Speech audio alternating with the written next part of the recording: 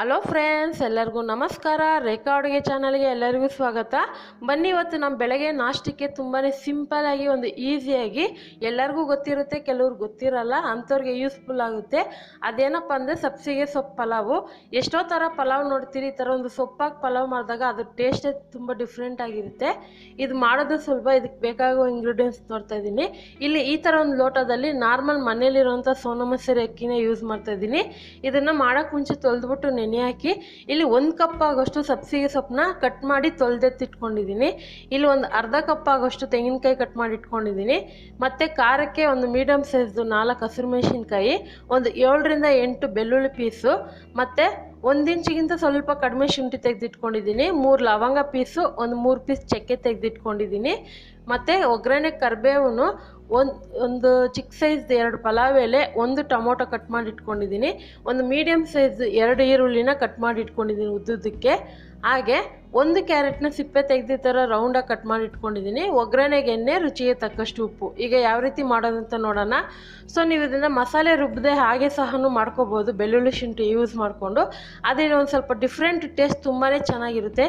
ತೆಂಗಿನಕಾಯಿ, ಹಸಿಮೆಣ್ಸಿನ್ಕಾಯಿ, ಬೆಳ್ಳುಳ್ಳಿ ಶುಂಠಿ ಇದೆಲ್ಲ ಹಾಕಿ ಒಂದು ಸ್ವಲ್ಪ ನೀರು ಹಾಕ್ಕೊಂಡು ಮಿಕ್ಸಿ ಜಾರ್ಗೆ, ಸೊ ಇದನ್ನು ನಾರ್ಮಲಾಗಿ ರುಬ್ಬೋ ಥರ ರುಬ್ಕೊಂಡ್ಬರ್ತೀನಿ. ಇದನ್ನು ಸ್ವಲ್ಪ ಮಸಾಲೆ ಸ್ವಲ್ಪ ಕಡಿಮೆ ಇದ್ದರೆ ಟೇಸ್ಟ್ ಚೆನ್ನಾಗಿರುತ್ತೆ. ಜಾಸ್ತಿ ಮಸಾಲೆ ಮಾಡೋಕ್ಕೆ ಹೋಗಬೇಡಿ, ಯಾಕಂದರೆ ಪಲಾವ್ ಐಟಮ್ಗೆ ಮಸಾಲೆ ಜಾಸ್ತಿ ಆದರೆ ಅದು ತಿಂದರೆ ಸರಿಯಾಗಿ ಜೀರ್ಣ ಆಗೋದಿಲ್ಲ, ಗ್ಯಾಸ್ಟ್ರಿಕ್ ಪ್ರಾಬ್ಲಮ್ ಆಗುತ್ತೆ. ಹಂಗಾಗಿ ನೀವೇನಾದರೂ ತೆಂಗಿನಕಾಯಿ ಇಷ್ಟಪಡಲ್ಲ ಅಂದರೆ ಸ್ಕಿಪ್ ಮಾಡಿಕೊಂಡು ಬೇರೆ ಬೆಳ್ಳುಳ್ಳಿ ಶುಂಠಿ ಹಸಿಮೆಣ್ಸಿನ್ಕಾಯಿನ ಪೇಸ್ಟ್ ಮಾಡ್ಕೋಬೋದು. ನಿಮ್ಗೇನಾದರೂ ಕಲರ್ ಬೇಕು ಅಂದರೆ ಸ್ವಲ್ಪ ಕೊತ್ತಂಬರಿ, ಪುದೀನ ಸಹ ಹಾಕೊಬೋದು. ಈಗ ಒಂದು ಕುಕ್ಕರ್ಗೆ ನಾನು ಒಂದು 3 ಟೇಬಲ್ ಸ್ಪೂನ್ ಎಣ್ಣೆ ಹಾಕ್ಕೊಂಡಿದ್ದೆ. ಇದಕ್ಕೆ ನೀವು ಏಲಕ್ಕಿ ಸಹ ಹಾಕೋಬೋದು. ನಾನು ಏಲಕ್ಕಿ ಯೂಸ್ ಮಾಡಿಲ್ಲ, ಬೇರೆ ಪಲಾವ್ ಎಲೆ ಸಿಂಪಲಾಗಿ ಮಾಡ್ತಾಯಿದ್ದೀನಿ. ಈರುಳ್ಳಿನೂ ಕರಿಬೇವು ಸೊಪ್ಪು ಹಾಕ್ಕೊಂಡು ಒಂದೇ ಒಂದು ನಿಮಿಷ ಫ್ರೈ ಮಾಡ್ಕೊತೀನಿ. ಸೊ ಈರುಳ್ಳಿ ಎಲ್ಲ ಫ್ರೈ ಆದಮೇಲೆ ರುಬ್ಬಿರೋಂಥ ಮಸಾಲೆ ಹಾಕ್ಕೊತಾ ಇದ್ದೀನಿ. ಮಸಾಲೆ ಹಾಕೋವಾಗ ಉರಿ ಕಡಿಮೆ ಇಟ್ಕೊಳ್ಳಿ, ಯಾಕಂದರೆ ತೆಂಗಿನಕಾಯಿ ಹಾಕಿರೋದ್ರಿಂದ ತಲೆ ಹಿಡಿಯೋ ಚಾನ್ಸಸ್ ಇರುತ್ತೆ.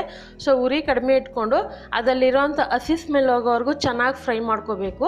ಏನಿಲ್ಲ, ಒಂದು 2 ನಿಮಿಷ ಮೀಡಿಯಮ್ ಫ್ಲೇಮಲ್ಲಿ ಇಟ್ಕೊಂಡು ಫ್ರೈ ಮಾಡ್ಕೊಳ್ಳಿ. ನೋಡಿ, ಇವಾಗ ಫ್ರೈ ಮಾಡಿದ ಮೇಲೆ ಅದು ಸ್ವಲ್ಪ ಸೈಡಲ್ಲಿ ಎಣ್ಣೆ ಬಿಟ್ಕೊಳ್ಳೋ ಥರ ಆಗುತ್ತಲ್ಲ, ಆವಾಗ ಇದಕ್ಕೆ ಕ್ಯಾರೆಟು, ಟೊಮೊಟೊ, ಸಬ್ಸಿಗೆ ಸೊಪ್ಪು ಹಾಕ್ಕೊತಾ ಇದ್ದೀನಿ. ಕ್ಯಾರೆಟು ಸ್ವಲ್ಪ ಗ್ರೀನಿಶಲ್ಲಿ ಸ್ವಲ್ಪ ಕಲರ್ಫುಲ್ಲಾಗಿ ಕಾಣಲಿ ಅಂದ್ಬಿಟ್ಟು ಒಂದು ಕ್ಯಾರೆಟ್ ಹಾಕ್ಕೊತಾ ಇದ್ದೀನಿ. ನೀವು ಬೇಕಂದರೆ ಬೀನ್ಸು, ಬಟಾಣಿ ಎಲ್ಲ ಸಹ ಹಾಕ್ಕೊಬೋದು. ಒಣ ಬಟಾಣಿ ಇದ್ದರೆ ರಾತ್ರಿ ನೆನೆ ಹಾಕಿ ಯೂಸ್ ಮಾಡ್ಕೊಳ್ಳಿ.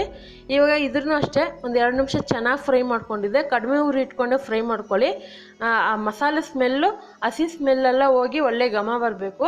ಇವಾಗ ನಾನು ಯಾವ ಲೋಟದಲ್ಲಿ ಅಕ್ಕಿ ತೊಗೊಂಡೋ ಅದೇ ಲೋಟದಲ್ಲಿ 1 ಲೋಟಕ್ಕೆ 2 ಲೋಟ ಆಗೋಷ್ಟು ನೀರು ಹಾಕ್ತಾಯಿದ್ದೀನಿ. ನಾರ್ಮಲ್ ಕೋಲ್ಡ್ ವಾಟ್ರ್ ಅಂದರೆ ತಣ್ಣೀರೇ ಹಾಕ್ತಾಯಿದ್ದೀನಿ. ನಿಮಗೆ ಇನ್ನೂ ಬೇಗನೆ ಆಗಬೇಕಂದ್ರೆ ಪಕ್ಕದಲ್ಲೇ ಅಳತೆ ನೀರು ಇಟ್ಕೊಂಡು ಬಿಸಿ ಮಾಡ್ಕೊಂಬಿಡಿ. ಬಿಸಿಗೆ ಇಟ್ಕೊಂಡ್ರೆ ನಿಮ್ಗೆ ಇನ್ನೂ ಟೈಮ್ ಸೇವ್ ಆಗುತ್ತೆ. ಈಗ ಇದಕ್ಕೆ ರುಚಿಗೆ ತಕ್ಕಷ್ಟು ಉಪ್ಪು ಹಾಕ್ಕೊತಿದ್ದೀನಿ. ಉಪ್ಪು ಖಾರ ಚೆಕ್ ಮಾಡ್ಕೊಳ್ಳಿ. ಅಕಸ್ಮಾತ್ ಖಾರ ಕಡಿಮೆ ಅನಿಸಿದ್ರೆ ಇದಕ್ಕೆ ಬೇಕಂದರೆ ನೀವು ಖಾರದ ಪುಡಿ ಕೂಡ ಹಾಕೋಬೋದು, ಇಲ್ಲ ಹಸಿಮೆಣ್ಸಿನ್ಕಾಯಿ ಕಟ್ ಮಾಡಿ ಹಾಕೋಬೋದು. ಮತ್ತು ಇವಾಗ ಇದನ್ನು ಚೆನ್ನಾಗಿ ಕುದಿಯೋಕ್ಕೆ ಬಿಟ್ಟಿದೆ, ಚೆನ್ನಾಗಿ ಕುದೀತಾ ಇದೆ. ಇದನ್ನು ನೀವು ಮಾಡೋಕ್ಕೆ ಮುಂಚೆ ಅಕ್ಕಿನ ತೊಳೆದ್ಬಿಟ್ಟು ಒಂದು 15 ನಿಮಿಷ ನೆಂದರೆ ಸಾಕು. ಸೋನಾ ಮಸೂರಿ ಅಕ್ಕಿ ನೀವು ಯಾವ ಥರ ಮಾಡ್ತೀರೋ ಆ ಥರ ಸಹ ಮಾಡ್ಕೋಬೋದು. ನಾನು ಅಕ್ಕಿನ ಯಾವಾಗೂ ಅಷ್ಟೇ ನೆನೆ ಹಾಕ್ತೀನಿ. ಒಂದು 10ರಿಂದ 15 ನಿಮಿಷ ಮಾಡೋಕ್ಕೆ ಮುಂಚೆನೇ ನೆನೆ ಹಾಕಿದ್ರೆ ಸಾಕು. ಈ ಅಕ್ಕಿ ಹಾಕಿದ ಮೇಲೆ ಮತ್ತೆ ಉಪ್ಪು ಖಾರ ಚೆಕ್ ಮಾಡ್ಕೊಳ್ಳಿ. ಒಂದು ಸ್ವಲ್ಪ ಉಪ್ಪು ಜಾಸ್ತಿ ಇರೋಂಗಿರಬೇಕು, ಆಮೇಲೆ ನಿಮಗೆ ಅನ್ನ ಬೆಂದಮೇಲೆ ಸರಿ ಹೋಗುತ್ತೆ. ಇವಾಗ ಈ ಥರ ಚೆನ್ನಾಗಿ ಕುದಿಸ್ಬಿಟ್ಟೆ ನೀವು ಕುಕ್ಕರ್ ಮುಚ್ಚಳ ಹಾಕಬೇಕು. ನೀವು ಕುದಿಯೋಕ್ಕೆ ಮುಂಚೆನೇ ಮುಚ್ಚಳ ಹಾಕಿದ್ರೆ ಮೇಲೆ ಮಸಾಲೆ, ಕೆಳಗಡೆ ಅನ್ನ ಉಳ್ಕೊಳ್ಳುತ್ತೆ. ಸೊ ಯಾವಾಗೂ ಹೇಳೋ ಥರ ಹೇಳ್ತಾ ಇದ್ದೀನಿ. ಈಗ ಇದನ್ನು ಮೀಡಿಯಮ್ ಫ್ಲೇಮಲ್ಲೇ 2 ವಿಸಿಲ್ ಬಿಟ್ಕೊತೀನಿ. 2 ವಿಸಿಲ್ ಬಿಟ್ಟು ಫುಲ್ ಗ್ಯಾಸ್ ರಿಲೀಸ್ ಆಗಬೇಕು. ಆವಾಗೇ ನಿಮಗೆ ಅನ್ನ ಪರ್ಫೆಕ್ಟಾಗಿ ಉದ್ರಾಗಿ ಕರೆಕ್ಟಾಗಿ ಬರುತ್ತೆ. ನೀವು ಬೇಗನೆ ತಕ್ಷಣ ತೆಗೆದ್ಬಿಟ್ರೆ ಮುದ್ದೆ ಥರ ಆಗಿಬಿಡುತ್ತೆ. ಅದಕ್ಕೋಸ್ಕರನೇ ಗ್ಯಾಸ್ ಫುಲ್ಲು ರಿಲೀಸ್ ಆದಮೇಲೆ ತೆಗೀರಿ. ಇವಾಗ ನೋಡ್ತಾ ಇರ್ಬೋದು, ಅನ್ನ ಯಾವುದೇ ರೀತಿ ಮೇಲೆ ಮಸಾಲೆ, ಕೆಳಗಡೆ ಅನ್ನ ಇಲ್ಲ, ಕರೆಕ್ಟಾಗಿ ಬಂದಿದೆ. ಸೊ ಈ ಥರ ಒಂದು ಡಿಫ್ರೆಂಟ್ ಪಲಾವ್ ನೀವು ಮಕ್ಕಳು ಮಾಡಿಕೊಟ್ರೆ ತುಂಬಾ ಇಷ್ಟಪಟ್ಟು ತಿಂತಾರೆ. ಇದ್ರ ಜೊತೆಗೆ ನೀವು ಕಾಯಿ ಚಟ್ನಿ ಅಥವಾ ಮೊಸರು ಪಚ್ಚಡಿ ಕೂಡ ಕಾಂಬಿನೇಷನ್ ಚೆನ್ನಾಗಿರುತ್ತೆ. ಖಂಡಿತ ಇವತ್ತು ಮಾಡಿರೋಂಥ ರೆಸಿಪಿ ಇಷ್ಟ ಆಗಿದೆ. ನೀವು ಕೂಡ ಮಾಡಿ ಯಾವ ರೀತಿ ಬಂತು ಅನ್ನೋದನ್ನ ಕಮೆಂಟ್ ಮಾಡಿ. ಈಗಲೇ ಈ ರೆಸಿಪಿಗೆ ಒಂದು ಲೈಕ್ ಬಟನ್ ಕ್ಲಿಕ್ ಮಾಡಿ, ನಿಮ್ಮ ಫ್ಯಾಮಿಲಿ ಫ್ರೆಂಡ್ಸ್ಗೆ ಶೇರ್ ಮಾಡಿ, ಮತ್ತು ನಮ್ಮ ಚಾನಲ್ಗೆ ಸಬ್ಸ್ಕ್ರೈಬ್ ಮಾಡಿ. ಈ ವಿಡಿಯೋ ನೋಡಿದ್ದಕ್ಕಾಗಿ ಎಲ್ಲರಿಗೂ ಧನ್ಯವಾದಗಳು.